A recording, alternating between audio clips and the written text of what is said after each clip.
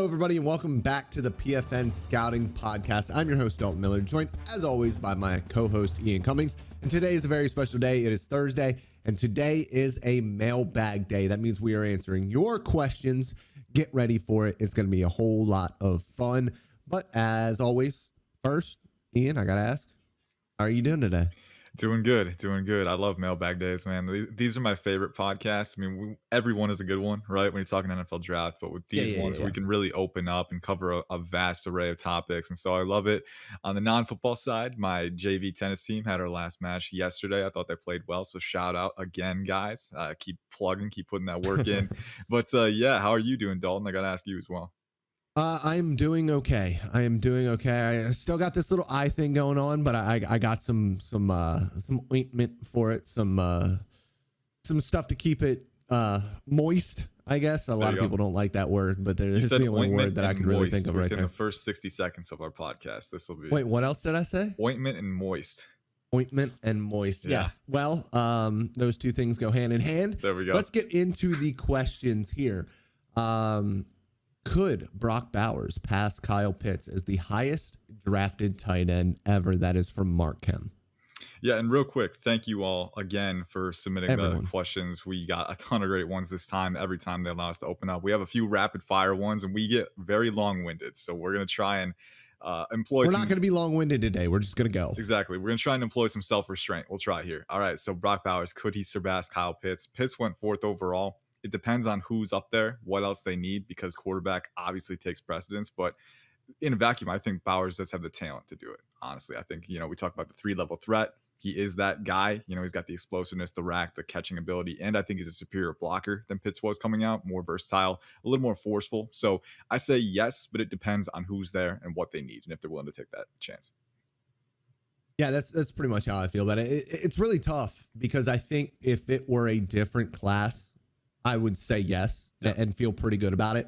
But when you have Caleb Williams, Drake May, Olu Fashanu, Marvin Harrison Jr., those guys, I think are going to make it tough for him to be drafted in the top 4.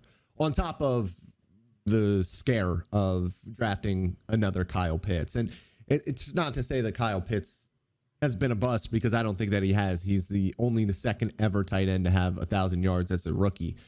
He just has been forgotten about in that offense since, and those are crimes against humanity, and Arthur Smith should be tried in a court of law. Next question. What is shaping up to be the weakest position group in the class? This is from Kyle Yates.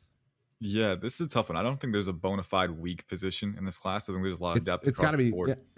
I think it's got to be linebacker. And I think just linebacker from now on is going to kind of be a tough class, because linebacker play at the college level, at the NFL level, it is just not as important as it once was. And then you also just don't have as many linebackers on the field anymore as you used to have.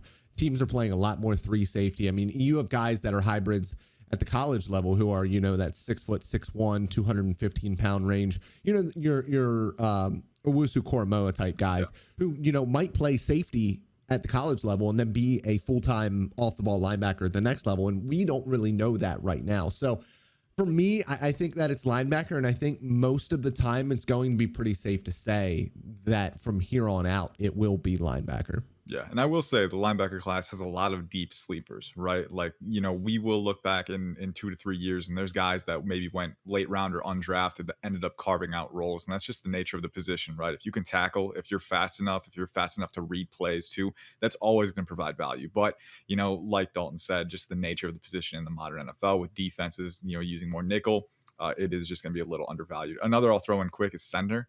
I think center isn't quite as strong as we've seen in years past. I love Cedric Van Pran. There are a lot of good options beyond him. Zach Frazier, I think Bo Limmer has some talent. He's a little raw technically, but I do like the talent there, but a little weaker. But again, I do like what's there. And again, center, just there's only one of them on the football field. Exactly. So it's going to be a weaker position group no matter what. But with linebacker, another thing that we kind of have to look at is something that I forgot. I had it in my head, I had it in my brain, and then I forgot it. So we're going to move on. Will Garrett Schrader go 1 or 2? And I changed this question a little bit for myself because this is from Adam Beasley, Syracuse alumnus. changed the question to, will Garrett Schrader be drafted? What do you think, Ian? Well, first off, Adam, got to respect the Syracuse love. I got family up in Rochester near there, so they're Syracuse fans too. So, hey, I'm always rooting for him. Garrett Schrader, man, I do think he has a chance to be drafted. I think he's kind of in that late round PFA range as a QB prospect for me. Doesn't have a great arm, and I think that's going to be a big thing for him. He's not very accurate, too. I think he has improved his situational precision a little bit, but it's never going to be a bona fide strength for him. That said, he's a great athlete. He's a very tough competitor, and I do think he's poised enough to operate within the pocket in the quick game. So he could be drafted, but I think intangibly you're a little bit limited with the lack of arm strength and the lack of accuracy. How does Jacoby Whitmans' season-ending injury affect his draft stock? Is his ceiling late on day 2, or is it higher or lower than that?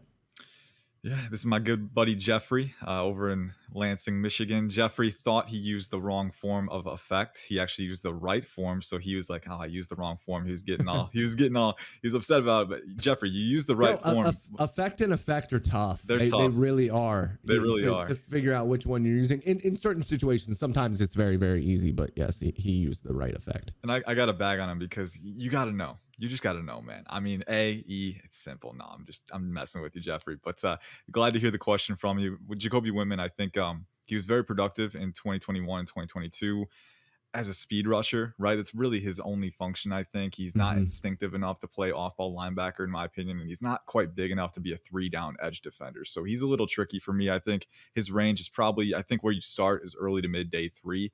If he tests well enough, he's explosive. He's really bendy. That ghost move, man, against Western Michigan in week 1 in 2022. I mean, he had 4 sacks off of that alone. So I look at a role like James Houston for the Lions, maybe that undersized, specialized pass rusher, could be a role for him. But, if he doesn't have 3-down value, that's not something you take early. So I think early to mid day 3 is the ceiling for him. Maybe he sneaks into the PFA pool and ends up providing value for a team, a 3-4 team in particular, I think. Yeah. With a guy like him, I think that you look at what Josh Uche is able to do in I was almost saying North Carolina for some reason, but at New England, playing 20-25 snaps a game at most and getting 5-6 pressures each time he goes out there because of that athleticism. And you're right. I don't think that he has 3-down potential, and that is going to drop him in the draft. He obviously isn't as productive as Josh Uche was at Michigan, or as good of an athlete, I think, as Josh Uche. The season-ending injury makes the things a little bit more difficult. But I do think that guys like that, particularly in the NFL today, where we are becoming more specialized in what guys are doing, I think that a 3rd-down pass rusher type is actually incredibly valuable. And if you can find one of those guys in rounds 4 to round 7, that is huge value, because he is bringing you a couple of sacks, here and there. So I think that day 3 is the proper range for him. Yeah. And if not go off of that falling into that UDFA range, it just all depends on how serious the injury ends up being. Yeah, for sure. I think it was a pectoral injury, so hopefully, you can get back to 100%. But to go off of that too, the Patriots drafted a couple Spartans last year: Bryce Behringer, punter, and Amir Speed, corner. So there is a chance they have an eye on the roster still, and Whitman does fit that kind of role if they want to add more depth there. So something to keep an eye on. Yep. Who are some sleeper safeties in this upcoming class, and who are some of your favorite group of 5 running backs? Ian, we're going to skip over the safeties first. We got to go to the running backs, and it's one running back specifically that I'm going to let you go off on here. Let's bring up your boy. My favorite group of 5 running back sleeper is Blake Watson from Memphis. I'm a huge fan of this guy. He actually grades as a day 2 talent for me already, and I think he may be closer to a top 5 running back for me than a top 10 running back. I'm a big fan of what he has to offer. 5'9", 185, explosive enough, but I think really the root of his value, the contact balance for his size is uncanny. It is size defying. He's very agile, very slippery, great change of direction. He's got size-defying physicality for his size. I think the vision is very good, but the patience is elite. This guy is very good at tempoing his runs, not going on autopilot, finding those lanes and slithering through. But then on top of that, too, he's a high-level receiving threat. This is a guy he's caught a ton of passes this year. He can be used in orbit motions. He can run routes out of the slot. His versatility and his running utility on top of all that makes Blake Watson one of the highest-rated running backs on my board, regardless of conference. So group of 5 sleeper, I'm all in on Blake Watson. And I kind of annoyed Dalton and Ian with how much I talked about him this past weekend in Slack, but it's legit. I think he's legit.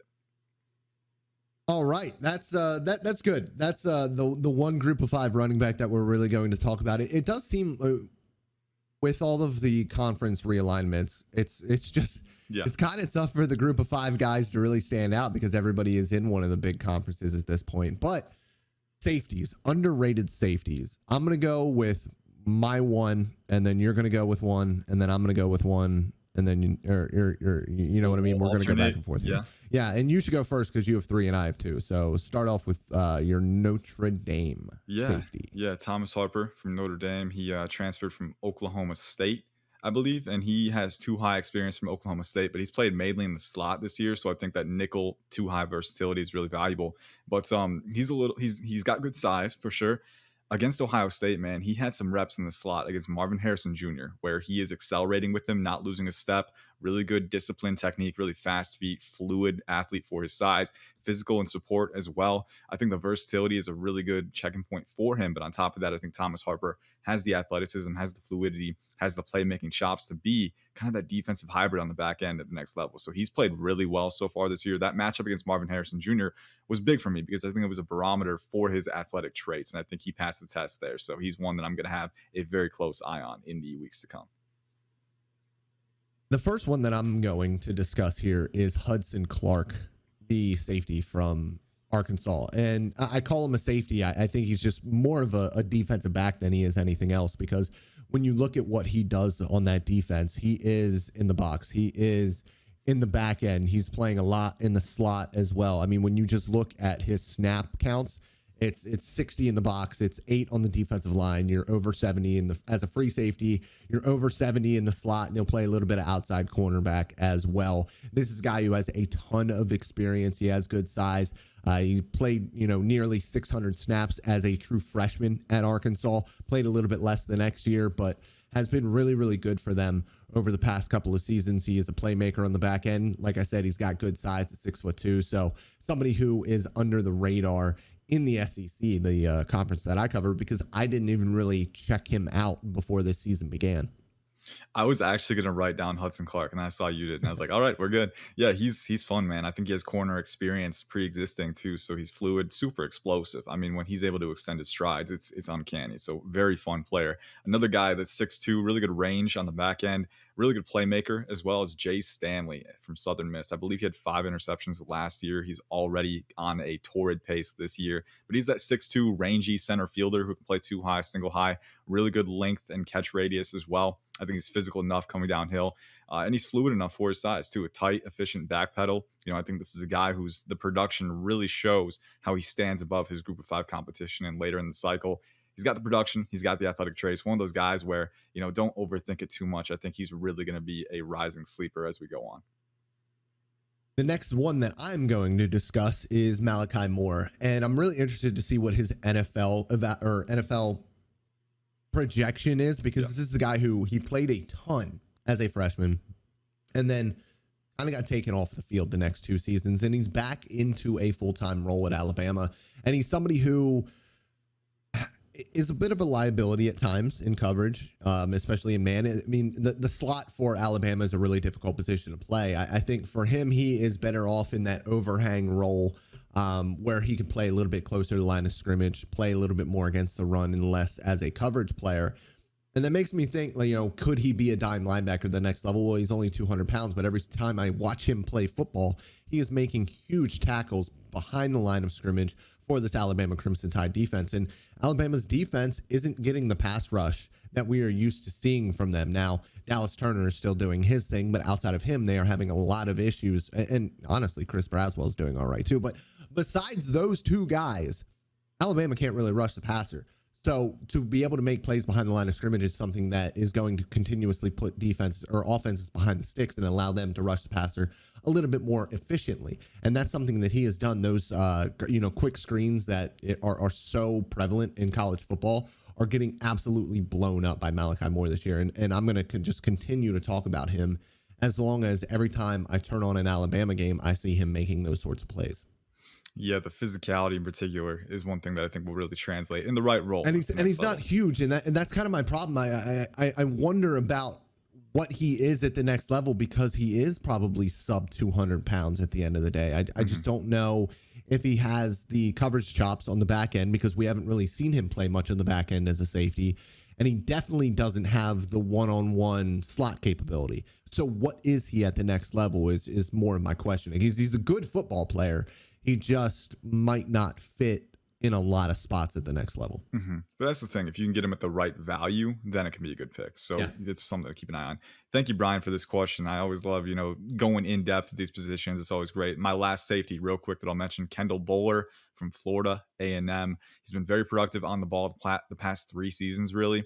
6 foot, 190 around that range, but he was on Feldman's Freaks list with a 4.34 40-yard dash, a 10.11 broad jump, and it shows up on tape. The dude is explosive. He is rangy. He is fluid. He's got some corner safety versatility. So another FCS guy to watch. He already has 4 pass deflections in 5 games so far this year. So he's hitting the ground running, and I think he's got the tools to really ascend beyond his playing level at the college landscape. I was looking for the word there, but Kendall Bowler, definitely a guy to watch. The next question we have here: what are your guys' thoughts on the upperclassmen in this QB class and how it may affect how many underclassmen end up leaving? We have actually talked about this recently. This is from Nick Martin. And I can't remember when it was. It might have been in this latest QB checkup that we did on Monday, but I don't know for sure. I think that it could have a serious effect on the underclassmen, because this is probably the best upperclassmen group of quarterbacks that we have seen, just period. There's talent up and down with them. So I do think that there are some younger guys who might just opt to stay another season at the college level instead of, playing their hand and going pro. But, when we look at our top 10s here that we're about to do, I could see a couple of these guys staying at the college level for a year. And when I go through them, I'll say who I think that those people are. Yeah, and I think, it's going to be really interesting. We're not going to know the full complexion of the QB class that we're working with until that declaration deadline hits, because there are a few guys who could. I can't fathom Caleb Williams going back. Honestly, I can't. But no, he won't. Yeah, like Shedeur Sanders is one, who's been playing very well. Even with the pressure lapses, I do think I would consider him in round 1 right now if he did declare. But he's also a guy who, Dion has talked about him probably going back anyway. So it's one of those things where, he could go back. Some other young guys who maybe go back for one more year of refinement. The depth of this veteran group is so massive. And we've seen on day 3, teams will look to those veterans, right? Like I look to a guy like Michael Pratt, Will Howard, maybe guys that didn't make this top 10 we're about to release, who could field that early 4th round capital like Aiden O'Connell did this past cycle. So, a lot of variability once you reach that point. And let's get our top 10s here. Will I asked for our top 10, so we lumped these together. I've got, these actually came out pretty similar, man. And I bumped up Jaden Daniels after the fact. I was like, you know what? The more I think about it. So number 1. Not high enough. Not high enough. Honestly, man, I swear. Hey, this is very, what's the word? It's very fulfilling for you, Dalton. We were talking about him preseason. It's like, he might be in the top 10, maybe not. I mean, he is playing his way up the board, right? And it's legit. So Jaden Daniels has to get a shot out there. But I got number 1, Caleb Williams, 2, Drake May, 3, Shedeur Sanders, 4, JJ McCarthy, 5, Michael Penix Jr., 6, Bo Nix, 7, Cameron Ward, 8 is Jaden Daniels, 9 is Quinn Ewers, and 10 is Jalen Daniels from Kansas. Dalton, yours is pretty similar. What you got? Yeah, Caleb Williams, number 1, Drake May, number 2. Both of those guys will probably declare for the NFL draft. JJ McCarthy is number 3. Shedeur is number 4. I think both of those guys could end up going back. I think JJ McCarthy or Shedeur could both be the QB1 in next year's class if they were to stay for their senior season. I do think that just from an evolution standpoint, I think that both of them could use another year at the college level. It's really tough because Michigan just hasn't really played anybody yet. So I really want them to get into that Big East schedule, Big Ten schedule, and make things a little bit more difficult on him. After that, at number 5, I have Michael Penix Jr. At number 6, I have Cam Ward. At number 7, I have Bo Nix. At number 8, I have Jaden Daniels. It was really hard for me to keep Jaden Daniels underneath Bo Nix, but I did. Quinn Ewers at number 9 and Jalen Daniels at number 10. We really only had JJ McCarthy and Shedeur Sanders mixed up in this. So very, very similar thoughts about the quarterback class right And now. JJ is just like, I love the physical ability. Believe me, like I've been very high on that through the process. But against like Bowling Green, right? Against I think Rutgers as well. Mainly Bowling Green, but he hasn't even gotten into the thick of Big Ten play, and we're still seeing a few of those ill-advised decisions where he's trying to Yeah. force it when he shouldn't. I think the first 2 games he showed a ton of operational growth, but I want to see him sustain it before I move him into that top 3 range. I think Schrader right now has a little bit better measure as a decision maker when it comes to that. But both guys are very talented for their age. I agree with that. I agree. I just look at that arm and I can't help. Dude, his arm is JJ McCarthy's arm is ridiculous. He's got a hose for sure. It's very fun. With the state of the running back position in the NFL, how do you think it impacts this year's running back class? There's no Bijan or Gibbs. So when would you expect to see an RB1 come off of the board? That is from ADI Avery. Thank you, Avery, for the questions. I believe we will get them every single week that we ask of them from you. You have been fantastic so far. Keep them coming. Yeah, it's been great to see your name popping up, Avery. Appreciate you as always. This is a tough one, man, because like the running back position, I'll just defer to the broad scale. If there's not a Bijan level prospect, and Jahmyr Gibbs was unique too because his versatility, I think, and especially for how that fit projected. Unique, but it's amazing that he went that high. Yeah, I liked Gibbs, but he's a sub 200-pound running back. Yeah, and Detroit, who drafted him with the 12th pick, is still not using him. Yeah, they're not using him, and running backs these days have their most productive seasons from years 1 through years 4. So what exactly are we waiting for here with Jahmyr Gibbs, who has been incredible when he actually touches the football so far? Mm-hmm. And my theory is they're still waiting for more time to fully implement his skill set, right? Like it's going to take time for them to really get a full bearing on how they can utilize him and, like projecting him as a receiver. He has a ton of upside there, but it's going to take time for him to implement him into various concepts and things like that. So, I could see that, but at the same time, David Montgomery playing well, he's got some of the veteran things down more than Gibbs does. So I can see that. But back to the question, right? If there's not a Bijan level prospect, Bijan is a running back who changes the offense, right? He's a guy who can really compensate for poor offensive line play. He provides very high value as a receiving threat. He is the full package. If there's not a guy like that, running back is such a dependent position. It's tough for me to see too many sneaking in round 1. I think if there's a team at the back end of round 1 that is strong enough where it can be a luxury for them, then you put a talented running back like Travion Henderson, who's playing very well, into that situation, right? But aside from that, I think we're going to see most of the running backs come off the board at the top end of round 2. I think that's where we're going to start to see them. And Travion Henderson could be in that group. Will Shipley is a guy that I really like, and he kind of fits that versatile mold that elevated Gibbs so much. Raheem Sanders could be a guy. Trey Benson has shown more receiving upside this year, so maybe him. There's a few guys for sure in that group, but I think if there's not a Bijan level guy, it's tough to guarantee round 1 capital for them. Thoughts on what the Arizona Cardinals need heading into the 2024 NFL draft with a lot of draft capital, obviously. Defensive line, edge, cornerback, OT, wide receiver. They need talent everywhere. This is from White, NFL 121. I think he just answered his own question right there. You can go anywhere with the Arizona Cardinals, and I don't think that it would be a poor decision. I like what this football team is right now because I think they have been playing incredibly well coached. I think that it's a team that on paper shouldn't even have chances in most NFL games.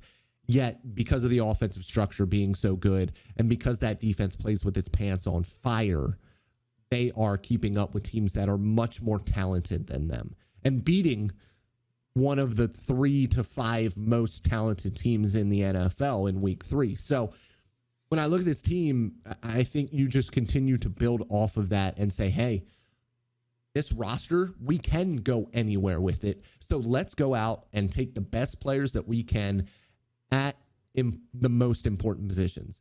So if you have a left tackle and you want to upgrade over DJ Humphrey, go and do it. Take Joe Alt, take Olu, whoever you have, wherever you have them, take one of those guys. If you want to move Paris Johnson over to the left side and you want to draft J.C. Latham to play right tackle, go ahead and do it. If you want to take Kool-Aid McKinstry to play corner, you absolutely need help on the outside at corner. So yeah, go ahead and do that. It just, whatever player you have graded highest at a position of need that is also at a relatively important position when we look at the landscape of the NFL, go for it. It doesn't really matter who it is. Mm-hmm. And things have changed to now since the start of the season for the Cardinals. With summer mock drafts, they were projected by a lot of people to have the first 2 picks, right? With the Cardinals and the Texans. Now the Texans are playing a lot better than expected. CJ Stroud is playing lights out for a rookie QB, and they could have a mid first round pick, right? And then you look at the Cardinals, they're kind of overperforming over expectations right now. And I don't think they'll get out of the top 10 with their own pick, but I do think maybe, they could be in that 5 to 10 range, which is a lot different than 1 to 3 when you're trying to get Marvin Harrison Jr. All right. There's only so far you can fall to get out of that reach. So it'll depend on where they land within that group, because if you can get Marvin Harrison Jr., get him. That's my philosophy, right? It also depends on how they feel about Kyler Murray and his future situation with the team. I think he's talented enough where you could keep him, but at the same time, if you can get a guy like Caleb Williams, it's really tough to pass up that opportunity to reset. And then you wonder who's going to trade for Kyler Murray, take on part of that contract, right? There's a lot of elements and factors in that conversation to have. But I do think, if you decide that you want to keep Kyler Murray, then you have a lot of flexibility with how to use those picks. And Dalton mentioned it. I think there's a ton of talent across the board to utilize. I would want to get some versatile molds on the defensive line, get a nose tackle who can encumber blocks, get some disruptors as well to add to that rotation. I think target those premier positions like tackle, defensive tackle, edge rusher, corner early, wide receiver if you can get Marvin Harrison Jr. But overall, I think there's a lot of flexibility. They're at a state in the rebuild where, really there's not a ton of restrictions. Just try and strengthen the roster in the best way possible. I'm going to skip this next question, and we are going to save it for next week instead, or the next time that we do one, because we have already answered a question from Avery this week, and we're kind of pushing up against it. Not really. I just, you don't want to make them all 45 minutes long. We talk a lot here. Yeah. Who is your favorite wide receiver prospect who isn't receiving much national attention right now that could ascend into day 2 contention? Another question here in the same vein. That was from Ollie Hodgkinson, our fantastic colleague over at the College Football Network. And the other one, because synergy, they have the same brain. Late round wide receiver sleepers who could make immediate impacts. That's Cam Meller, the leader over at the College Football Network. They both had receiver questions because they are the same person at this point. Let's go for it. You go with your one. We'll go back and forth like we did with safeties. Mm-hmm. Now, this one's tough because I think before the season I would have said Roman Wilson, but he's playing himself in the day 2, maybe early day 2 range, right? So he's been one that I'm high on for a while. I think his athletic traits are kind of reminiscent of Chris Olave, the explosiveness, the speed, but also the curvilinear acceleration to be a really efficient route runner. So I'm very excited to see what he can do, but that ship has sailed. He's rising far too high. I would have said Will Shepherd too, but he was really productive to start the year, so I think he might be sneaking into that day 2. I think there's still a chance he sneaks into day 3, so I will say Will Shepherd. I'll sneak him in there. I think another really good route runner for his size, really good catching instincts, slippery rack threat. But one more guy that I'll mention really quickly is Colby Young from Miami, 6'5", I want to say 215, 220. Size, speed freak. I mean, this guy is explosive. He can stack defensive backs, really good catching instincts down the field. I think if you're looking for a big play threat, late day 2, a guy who can, stretch those seams and be that explosive boxer outer, of the football, and on those seam targets and those boundary throws. Colby Young to me has a lot of traits that fit that mold. So I don't know if I'd take him before late day 3 or late day 2, but if you're looking for a big play threat to bank on with those tools, he definitely fits that profile. I love how we asked a question and then you just went on and just went through 3 receivers who you did not write down on the show script right now. Guys, this is how Ian's brain works. He can't stop talking about college football prospects. It's a problem. Man. He wrote down the guys he was going to talk about, and then his brain said, oh, wait, there is so much more to talk about here right now. And then he went for it, and I love that. That is what I love about Ian. All right, my number 1 guy is Texas A&M wide receiver / running back at one point, kind of, Ainias Smith. Somebody who, smaller guy, we do not have a ton of small guys in this class. Somebody who will work specifically out of the slot, but can play in the backfield as well. I actually really like his vision in the backfield, and I believe the Shrine Bowl 1000 had him listed as a running back. So if he could beef up a little bit, I could actually see him playing that position at the NFL level. I'm sure he wants to stay at wide receiver, and I can understand him wanting to stay at wide receiver. I just think that he is a weapon, somebody who you do get the ball around the line of scrimmage, get him on manufactured touches, and let him do his thing after the catch, I think is a ton of fun. Plus, he will bring upside in the return game as well. Yeah, he's a good versatile piece, right? I think he played running back in high school too, so he's got that experience. So that's fun. You always bank on those guys. Have we gone over our sleepers yet for Cam's question? No, were Joshua and Isaiah yours?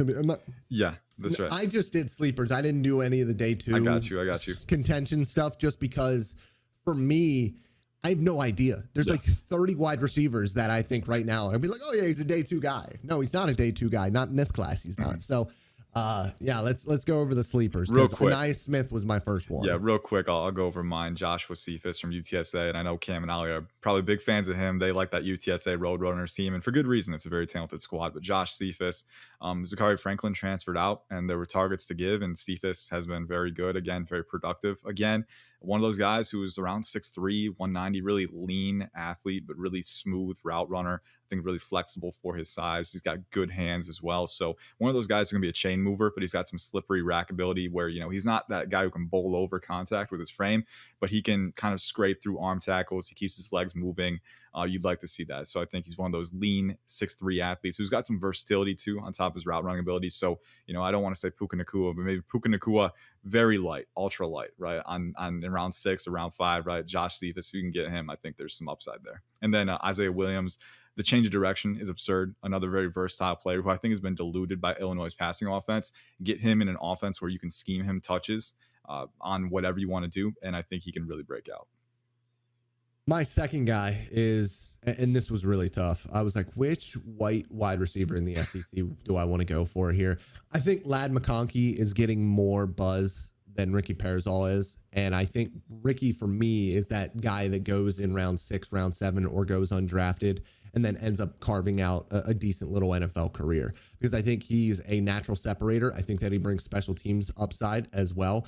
And he's just really, really slippery when he has the ball in his hands. And I really like that about him. He obviously has the catch of the season, maybe the best catch I have ever seen in my entire life, with that one over the middle where he went like that. I don't know how physics allows you to catch that football. But for me, it's the little things that he does with being able to separate from the slot. But what I like about Pearsall the most is that he does have the size and the physicality to play on the outside as well. I don't think that he is a slot only guy. Plus, I think that he is more than good enough as an athlete, as a runner, to separate as well. So somebody who I like that isn't getting enough attention, in my opinion. Yeah, he's a good one. That catch was absurd. Yeah. He's got speed too. I like that as well. That's a good completing element. I think he ran like a 4.6 in high school, and his dad was like, yeah, he fell over during the run. Like he's going to be a 4.3 guy. I was like, oh, okay. For sure. I don't think he was that fast on tape, but he definitely had, that in my opinion, like that 4.45 to 4.5 speed. And that's plenty fast enough for what he does. For sure. Because he's more of a separator than anything else anyways. Yeah. Any traits, skills, or abilities you think get overlooked far too often? Any players in this class possess one of those tools that make them a better prospect than some may think? This is from Ethan Ebert, and this is an unbelievable question that I wish that I just had an entire hour to talk about at some point. It's a great question, and it made me think, man. So I appreciate that we don't always get to talk about the draft philosophy, like this. So this is a fun one to end off on. And we got a couple more, but this is a fun one to kind of wrap it up on. And I think I won't say any prospects that have it, because in my opinion, one that gets overlooked from us media scouts, and part of the reason is we just don't have the resources, the proximity to know everything about this. But character, obviously, I think is a big one, and more specifically, focus, passion for the game, things like that. It's one of those things where you can't take what you see from a player in your limited perception at face value, right? Like you can watch interviews and stuff, but it's not going to give you everything. But if you do see that from someone, notice it. That's my my insight, right? I interviewed a few players at the Shrine Bowl. Zay Flowers obviously had it for sure, but another player that I interviewed was a Rutgers safety, Christian Isian. And this is a guy who was all business. I mean, the dude's rocked up. He definitely looks the part, but, right when you were talking to him, you can just feel the focus and the passion for the game. And, like his answers were succinct, but also descriptive, right? He's got that passion. He knows what he's talking about, and he's just very down to earth. When you feel that passion and that focus, notice it, because that does matter, especially when you're investing in the person, not just the player. And we've seen what Isian has done. He went undrafted. He's already their starting slot defender. He's already been really productive through 4 weeks. So, when you notice it, or when you see it, notice it. Don't just overrule it. Don't take it at face value, because you're not going to know everything from just one interview. But, sometimes you get those little glimpses of it, and just don't ignore it. Take it in value and kind of let it complete the entire puzzle, because that's one of the most important things, right? We can scout and we can talk about traits all day, but that mental element is just as important if players are going to maximize their tools to the next level. Yeah, when I talked to Jahan Dotson at his pro day, I knew he was going to be a first rounder, because I knew that he was going to go into those interviews with teams, whether it be at the NFL Combine or when he went and took private tours of facilities during the draft prospect. I knew that he was going to blow teams away with how the way that he spoke. And then on top of that, at his pro day, I mean, I've already talked about this. His hands are the quietest hands I've ever heard in my entire life. So I knew that he was going to go high. And I think that that's a really important one right there. The way that somebody presents themselves, I think, is huge. And I think that especially it's huge when you're talking about front offices, for the most part, who are on the older side. Mm-hmm. There's not a ton of dudes who are millennials in NFL front offices.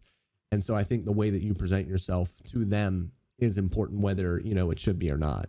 On the broader spectrum of things, character, like you said, is massive. But my one thing for me, when I'm looking at a quarterback, and it's one of the reasons why I was so bullish on Anthony Richardson, and I actually tweeted about this the other day, the ability to avoid sacks, especially in mobile guys, because mobile guys, you look at the Zach Wilsons, the Justin Fieldses, those guys that try to create, they take a lot of sacks.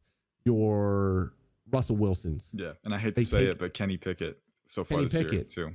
They take a lot of sacks because they are always trying to create. I think Anthony Richardson is also a guy that likes to create. I think Joe Burrow is a guy who likes to create as well.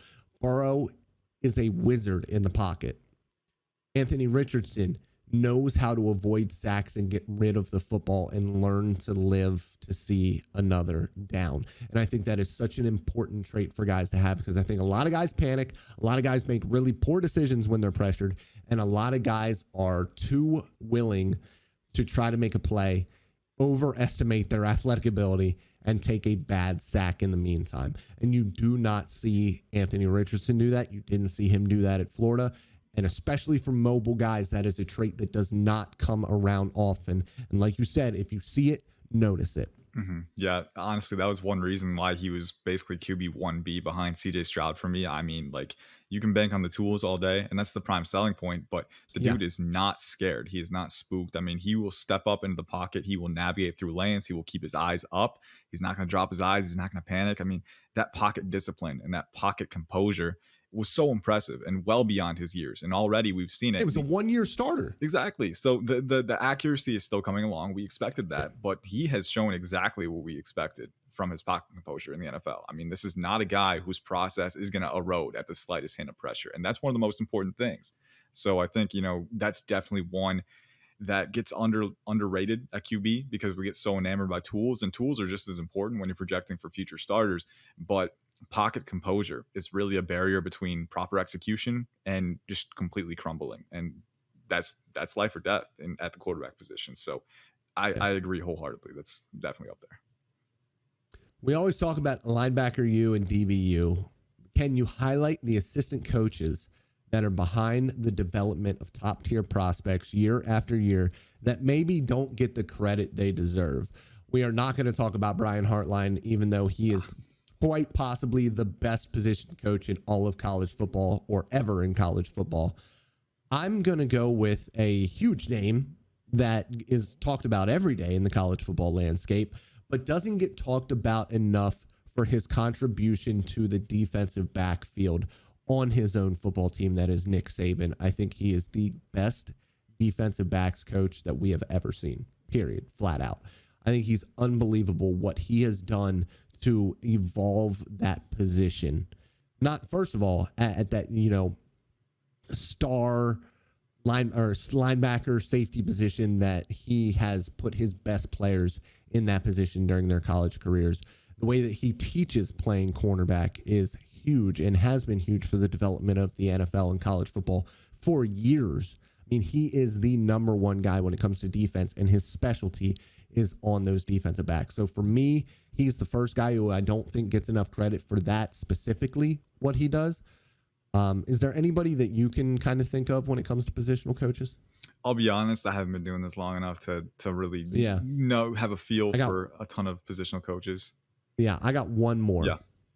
And it is at Ohio State, but it's Tony Alford, the running backs coach for Ohio State. I think that even when guys have come out and maybe not lived up to the expectations or had huge expectations as recruits and didn't really live up to them, I still think that Tony Alford does a very, very good job of bringing an entire package to a running back. That is the ability to block. That is the ability to catch the ball out of the backfield. And then also as a runner, I think that he does a fantastic job of progressing those guys throughout their college careers. So those are kind of the two guys that I look at. I don't know a ton of position coaches outside of that. I think that when we look at things like this at this point, it's more about individual coaches outside of the realm of college football or the NFL at this point, because you can only spend so much time with your actual football team. Now, at the college level, it's a little bit different. You're around your team a little bit more, but all of these guys in the summer go home or go somewhere else to train somewhere. And that's where they're really putting in the most of their technical work. For sure. This question was from Barnabas Lee. Barnabas Lee. Yeah, and this was a good one. I'll answer your next question, which was, how does the transfer portal impact the evaluation process? Real quick, because I know you mentioned, is it just effort or is it needed of a change of scenery? I think the biggest thing, the most foundational thing that the transfer portal says is that this player needed a change, right? For himself, for his usage, he needed a change, right? It's up to them to make the most of that change, but I don't fault them if they seek out a transfer portal. I think at the end of the day, it's just about maximizing your opportunities and you see what they do with it, right? It's one of those things where, okay, you needed a change. Let's wait and see if you make the most of it and if it's the right change for you. And sometimes guys hop around even after that. So not everyone works out, but it's one of those things where you don't fault a player for seeking a change because there's so many different variables that go into a player's college career. You just kind of see where they go with it and what they do with it. I think that's the most important thing. All right, let's get out of here as always. And we're just going to get out of here. Thank you guys so much for asking the questions. As always, I love you. Goodbye.